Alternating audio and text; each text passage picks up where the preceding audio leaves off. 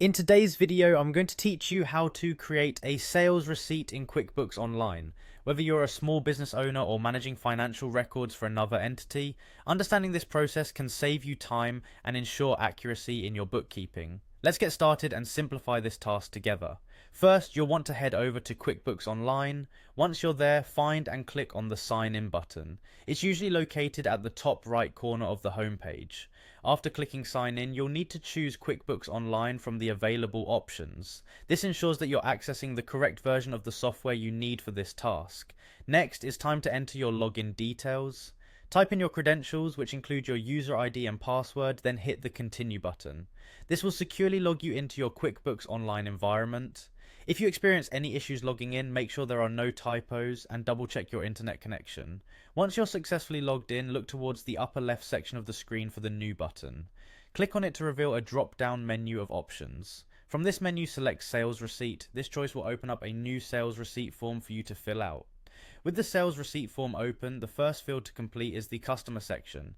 Click to add a customer by either typing their name or selecting from the list that appears. This will link the sales receipt to the customer's profile, making it easier to track transactions.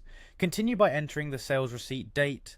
This date should reflect when the sale occurred and helps maintain accurate records. Simply click on the date field and use the calendar tool to select the appropriate date. Now onto selecting the payment method, click on the corresponding drop-down menu and choose the payment method received from the customer, whether it is cash, check, or another form of payment.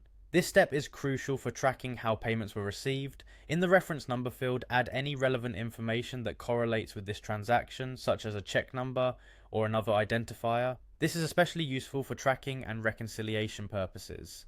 Next, make sure you indicate where to deposit the funds. Click on the Deposit To field to select the correct account where this receipt's funds will be deposited.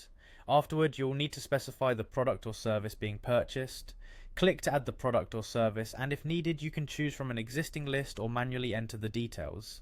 Finally, fill in the amount for the sale.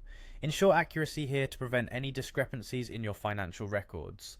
Once all fields have been completed to satisfaction, proceed by clicking Save and Close. This action will save your progress and close the form, updating your records in QuickBooks Online. And there you have it, a completed sales receipt ready to keep your financial records sharp and organized. Thanks for tuning in, and I hope this tutorial helps streamline your accounting process. See you next time.